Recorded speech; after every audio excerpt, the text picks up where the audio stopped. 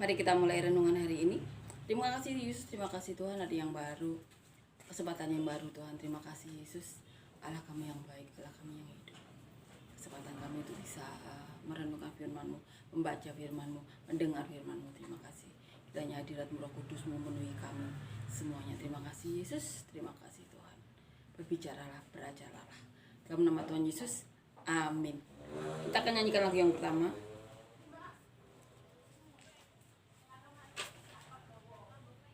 Kasih yang terindah,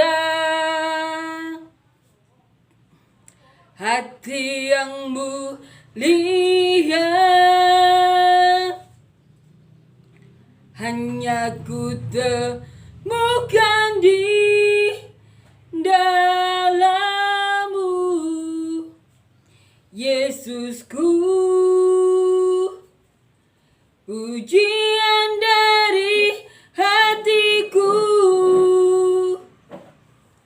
selalu di setiap waktuku, tiada pernah berubah kasihku. Karya terbesar dalam hidupku, pengorbanan-Mu yang selamatkanku. Engkaulah harta yang tak ternilai, yang ku miliki dan ku hargai. Yesus, Engkau ku kagumi. Amin ya. Hari ini kita akan baca melanjutkan yang kemarin ya. Kita akan baca perikop di bawahnya, orang muda yang kaya. Ini sebenarnya pernah kita baca tapi hanya beberapa ayat. Hari ini kita akan baca satu perikop penuh yang dicatat Markus, Matius dan Lukas. Kita akan baca semuanya ya. Matius 19 ayat 16 sampai 26. Orang muda yang kaya. Ada seorang datang kepada Yesus dan berkata, "Guru, perbuatan baik apakah yang harus kuperbuat untuk memperoleh hidup yang kekal?" Jawab Yesus, "Apakah sebabnya engkau bertanya kepadaku tentang apa yang baik? Hanya satu yang baik. Tetapi jikalau engkau ingin masuk ke dalam hidup, turutilah segala perintah Allah." Kata orang itu kepadanya, "Perintah yang mana?" Kata Yesus, "Jangan membunuh, jangan berzina, jangan mencuri, jangan mengucapkan saksi dusta, hormatilah ayahmu dan ibumu, dan kasihilah sesama manusia seperti dirimu sendiri." Kata orang muda itu kepadanya, "Semuanya itu telah kuturuti, apalagi yang masih kurang?"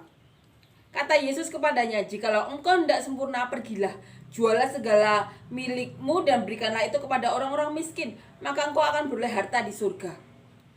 Kemudian datanglah kemari dan ikutlah aku." Ketika orang muda itu mendengar perkataan itu, pergilah ia dengan sedih, sebab banyak hartanya. Yesus berkata kepada murid-muridnya, "Aku berkata kepadamu, sesungguhnya sukar sekali bagi orang kaya untuk masuk ke dalam kerajaan surga. Sekali lagi aku berkata kepadamu, lebih mudah seekor unta masuk melalui lubang jarum daripada seorang kaya masuk ke dalam kerajaan Allah." Ketika murid-murid mendengar itu sangat gemparlah mereka dan berkata, "Jika demikian, siapakah yang dapat diselamatkan?" Bagi manusia hal itu tidak mungkin, tetapi bagi Allah segala sesuatu mungkin. Itu yang dikatakan Tuhan Yesus. Orang muda yang kaya. Yang dikatakan Tuhan Yesus mengatakan, "Jikalau engkau hendak sempurna, pergilah, jualah segala milikmu dan berikanlah itu kepada orang-orang miskin, maka engkau akan beroleh harta di surga. Kemudian datanglah kemari dan ikutlah aku." Ketika orang muda itu mendengar perkataan itu, pergilah ia dengan sedih, sebab banyak hartanya. Ini Tuhan mengatakan, jualah segala harta milikmu, kemudian ikutlah aku. Pemuda itu tidak tahu kalau ikut Tuhan Yesus itu mujizat ada. 5.000 orang, 4.000 orang dikasih makan, sisa 12 bakul, sisa 7 bakul. Mujizat kesembuhan terjadi. Itu yang dialami murid-murid Tuhan Yesus. Jualah miliknya kalau apa? Ikut Tuhan Yesus. Kita jangan ini ya. Jangan tidak berhikmat ya, menjual segala sesuatu kemudian ikut sesuatu yang bukan dari Tuhan. Kan itu namanya hal yang bodoh juga. Di sini kan dikatakan jualah segala milikmu dan ikutlah aku. Kemudian orang kaya itu sedih. Karena apa? Kan hartanya banyak. Kemudian dia sedih, tidak bisa ikut. Ikutlah aku, jualah hartamu, kemudian ikutlah Tuhan Yesus, ikut yang benar. Karena Tuhan Yesus itu, Petrus bisa berjalan di atas air ketika takut, walaupun ketika takut dia jatuh, tapi Tuhan menolong. Kemudian beribu-ribu, 4.000, 5.000 orang dikasih makan.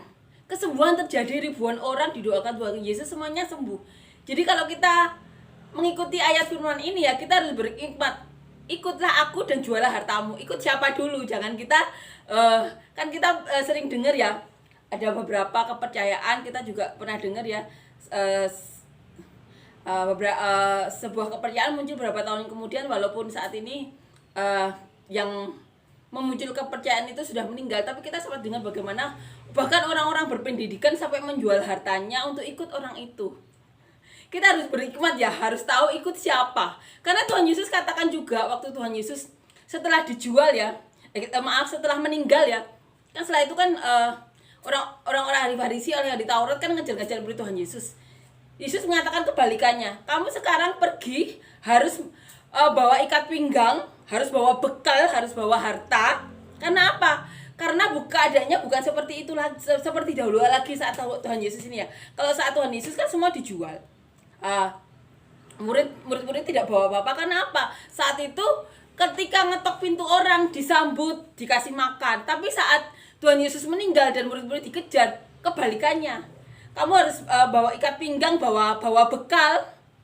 Karena apa? Mereka harus berjalan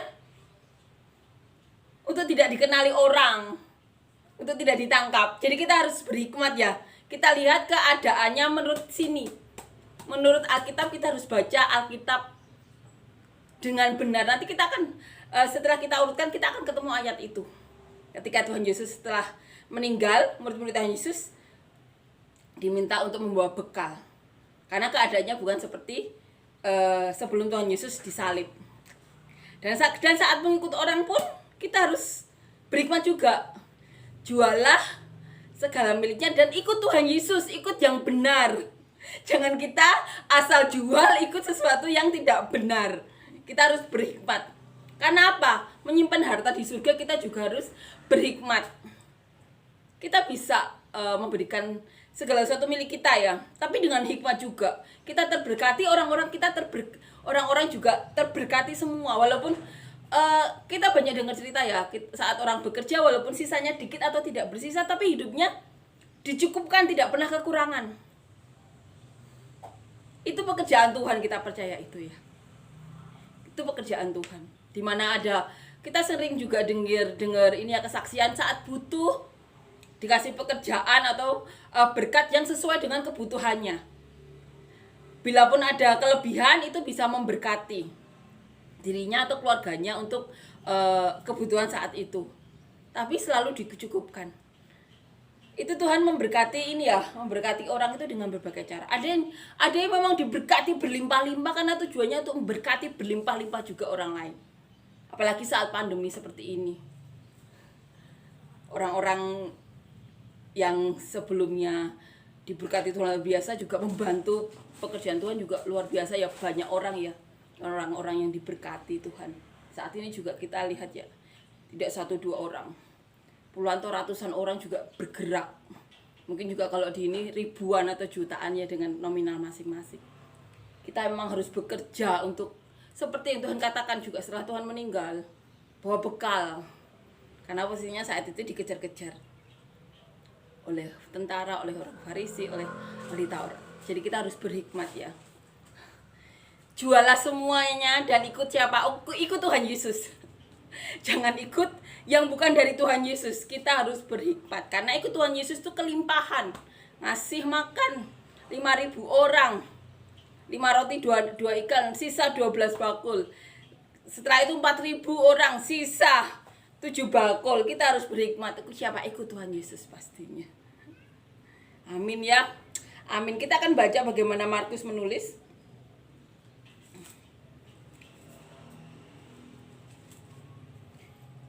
Markus 10 ayat 17 sampai 27. Orang kaya sukar masuk kerajaan Allah. Pada waktu Yesus berangkat untuk meneruskan perjalanannya, datanglah seorang berlari-lari mendapatkan dia dan sambil bertelut di hadapannya ia bertanya, "Guru yang baik, apa yang harus kuperbuat untuk memperoleh hidup yang kekal?" Jawab Yesus, "Mengapa kau katakan aku baik? Tak seorang pun yang baik selain daripada Allah saja. Engkau tentu mengetahui segala perintah Allah. Jangan membunuh, jangan berzina, jangan mencuri, jangan mengucapkan saksi dusta, jangan mengurangi hak orang lain, hormatilah ayahmu dan ibumu." Lalu kata orang itu kepadanya, "Guru, semuanya itu telah kuturuti sejak masa mudaku." Tetapi Yesus memandang dia dan menaruh kasih kepadanya, lalu berkata kepadanya, "Hanya satu lagi kekuranganmu. Pergilah, jualah apa yang kau miliki dan berikanlah itu kepada orang-orang miskin, maka engkau akan beroleh harta di surga. Kemudian datanglah kemari dan ikutlah aku." Mendengar perkataan itu ia menjadi kecewa, lalu pergi dengan sedih sebab banyak hartanya. Lalu Yesus memandang murid-murid di sekelilingnya dan berkata kepada mereka, "Alangkah sukarnya orang yang beruang masuk ke dalam kerajaan Allah." Murid-muridnya tercengang mendengar perkataannya itu, tetapi Yesus menyambung lagi, "Anak-anakku, alangkah sukarnya masuk ke dalam kerajaan Allah. Lebih mudah seekor unta melewati lubang jarum daripada seorang kaya masuk ke dalam kerajaan Allah." Mereka makin gempar dan berkata seorang kepada yang lain, "Jika demikian, siapakah yang dapat diselamatkan?" Yesus memandang mereka dan berkata, "Bagi manusia hal itu tidak mungkin, tetapi bukan demikian bagi Allah, sebab segala sesuatu adalah mungkin bagi Allah." Bagi manusia tidak mungkin, tetapi bukan demikian bagi Allah. Sebab segala sesuatu adalah mungkin bagi Allah. Karena apa? Keselamatan itu kasih karunia dari Bapa di surga yang diberikan melalui Tuhan Yesus. Kasih karunia. Karena pada dasarnya manusia itu tidak ada yang berdosa. Seorang yang berdosa tidak bisa bertemu Bapa. Tapi melalui Tuhan Yesus, darah Tuhan Yesus mencucikan, mengkuduskan. Itu jalan kita menuju Bapa di surga. Kasih karunia, belas kasihan. Itu tidak ada yang mustahil bagi Allah. Karena Tuhan sudah berkorban bagi kita. Kita akan baca bagaimana Lukas menulis. Lukas 18. Lukas 18 ayat 18 sampai 27. Orang kaya sukar masuk kerajaan Allah. Ada seorang pemimpin bertanya kepada Yesus, katanya, "Guru yang baik, apa yang harus aku perbuat untuk memperoleh hidup yang kekal?" Jawab Yesus, "Mengapa kau katakan aku baik? Tak seorang pun yang baik selain daripada Allah saja. Engkau tentu mengetahui segala perintah Allah. Jangan berzina, jangan membunuh, jangan mencuri, jangan mengucapkan saksi dusta, hormatilah ayahmu dan ibumu." Kata orang itu, "Semuanya itu telah kuturuti sejak masa mudaku." Mendengar itu Yesus berkata kepadanya, "Masih tinggal satu hal yang harus kau lakukan. Jualah segala yang kau miliki dan bagi-bagikanlah itu kepada orang-orang miskin, maka engkau akan beroleh harta di surga. Kemudian datanglah kemari dan ikutlah aku." Ketika orang itu mendengar perkataan itu, ia sangat sedih sebab ia sangat kaya. Lalu Yesus memandang dia dan berkata, "Alangkah sukarnya orang yang beruang masuk ke dalam kerajaan Allah. Sebab lebih mudah seorang unta masuk melalui lubang jarum daripada seorang kaya masuk ke dalam kerajaan Allah." Dan mereka yang mendengar itu berkata, "Jika demikian, siapakah yang dapat diselamatkan?" Kata Yesus, "Apa yang tidak mungkin bagi manusia, mungkin bagi Allah."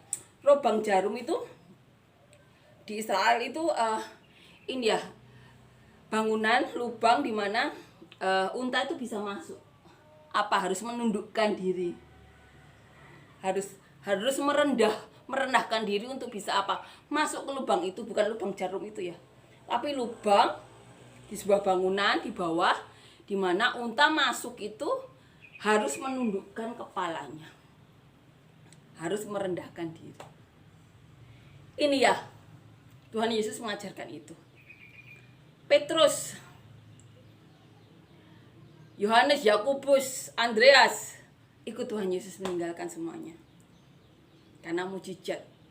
Ketika mereka semalam-malaman tidak dapat ikan, Kemudian ketika Tuhan Yesus menyuruh untuk menebarkan jalannya, Petrus berkata, aku sudah semalam-malaman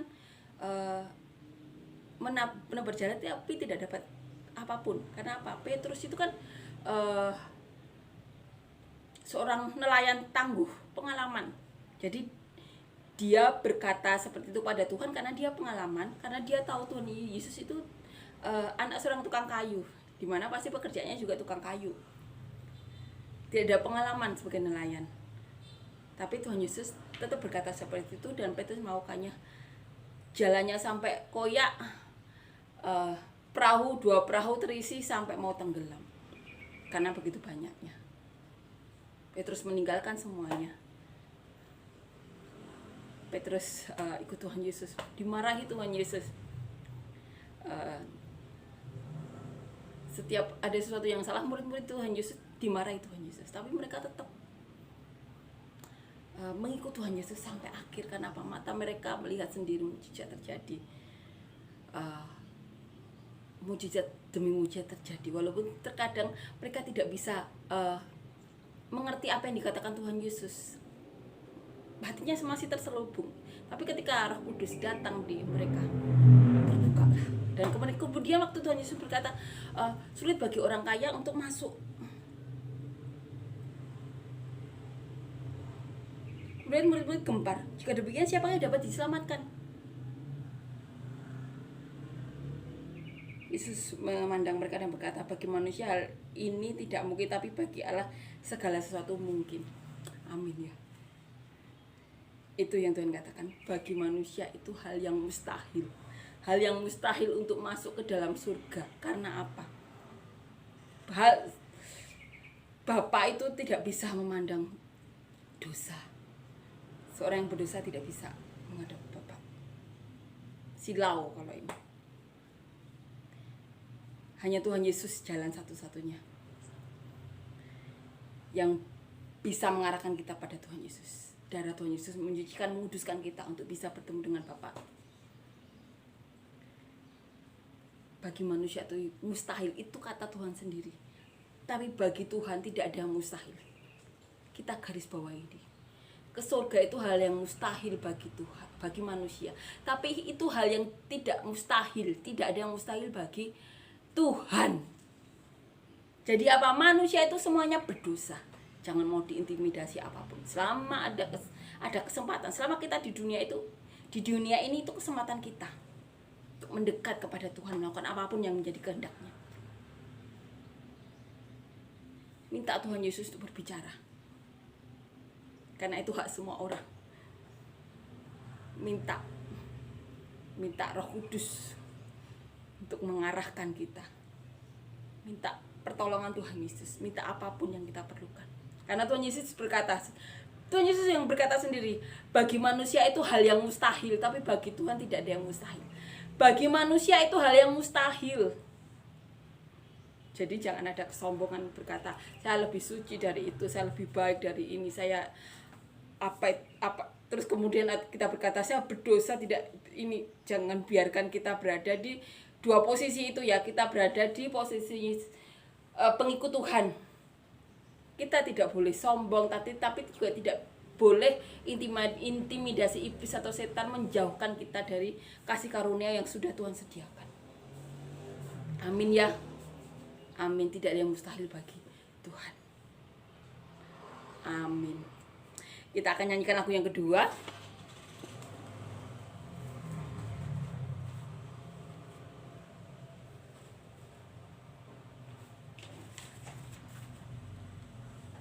Kau Bapa yang mengasihiku, kuasa-Mu memulihkanku, hati yang baru Kau berikan untukku dapat melihat rencana-Mu indah bagiku. Kau ada di setiap jalanku, hatiku haus dan lapar akan Engkau. Kaulah segalanya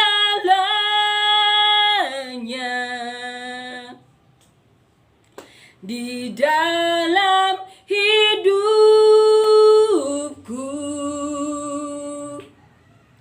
Kerajaanmu, kebenaranmu, itu bagianku.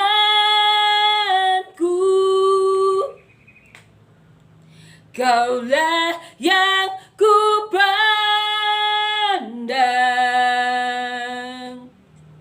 selama hidupku,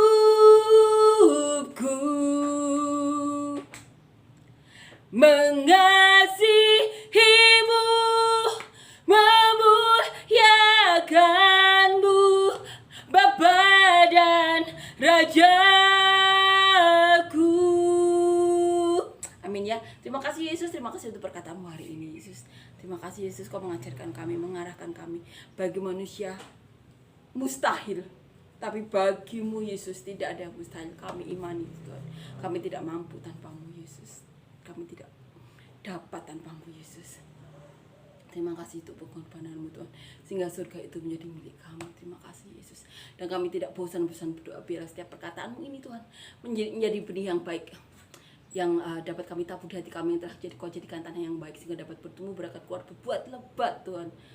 Berbuah lebat untuk memberkati siapapun Tuhan, orang-orang sekitar kami, sampai ke ujung bumi seperti yang Kau mau Tuhan. Dan kami juga berdoa Tuhan, untuk apapun yang kami lakukan, proyek pekerjaan yang Kau titipkan kepada kami selama kami hidup di dunia ini, bila kami melakukannya seperti kami melakukannya bagimu Tuhan, sebagai ibadah kami kepadamu, sehingga hikmat-hikmat mengalir Tuhan, berkat-berkat-Mu mengalir untuk apapun pekerjaan atau proyek yang Kau titipkan kepada kami selama hidup kami Tuhan. Kami juga berdoa untuk keberandaan kami Tuhan, di keluarga, di pekerjaan, di pergaulan Tuhan, di pelayanan Tuhan. Biarlah hadirat-Mu ada dalam hidup kami, sehingga hidup kami berdampak bagi orang lain. Kami juga berdoa Tuhan, untuk siapapun yang sakit, berikan mujizat masih ada Tuhan, kesembuhan milik kami manusia Yesus. Dan biarlah nama-Mu yang dipermuliakan di atas hidup kami Tuhan. Kami percaya mujizat masih ada Tuhan, karena Kau masih bicara kepada kami sampai hari ini. Terima kasih Yesus. Kami juga berdoa Tuhan, untuk siapapun yang rindu memiliki momongan, menambah momongan, beri mujizat-Mu Tuhan. Buka Tuhan pintu-pintu rahim kami Tuhan. Buka Yesus. Kau berikan kami anak cucu yang berbeda daripada-Mu, anak cucu yang takut akan Kau, anak cucu yang cinta Kau, anak cucu yang benar-benar menyayangi Kau dan menyayangi kami, keluarganya Tuhan. Anak cucu yang rindu untuk memberkati Tuhan, menjadi jalan berkat-Mu Yesus. Kami juga berdoa Tuhan, bagi siapapun Tuhan yang rindu memiliki pasangan hidup, berikan kami pasangan hidup yang daripada-Mu, pasangan hidup yang cinta Kau Tuhan, jika dia dapat mencintai kami seperti dia mencintai Engkau Yesus. Dan biarlah pasangan hidup kami dapat saling membawa kami lebih dekat lagi kepada-Mu Yesus, sehingga nama-Mu yang dipermuliakan dalam hidup kami dan keluarga besar kami. Kami juga berdoa tidak bosan-bosan yang kami berdoa Yesus, biarlah dimanapun kami tempatkan keluarga kami Tuhan, di keluarga, di pelayanan, atau di pekerjaan, di proyek, dimanapun kami Kau tempatkan Tuhan, kami bisa menjadi saluran berkat-Mu Tuhan. Kami juga berdoa Tuhan, untuk siapapun yang saat ini sedang mengalami masalah, beban berat Tuhan, pergumulan hidup, himpitan hidup, berikan kelegaan, mujizat-Mu, terobosan bosan-Mu, jalan keluar-Mu Tuhan, berkat-berkat mengalir Tuhan pada kami semuanya Yesus. Dan biarlah nama-Mu yang dipermuliakan Tuhan. Terima kasih Yesus. Dan kiranya Tuhan pasukan malaikat-Mu selalu melindungi kami Tuhan, dari hari ini sampai selamanya. Dalam nama Tuhan Yesus, amin.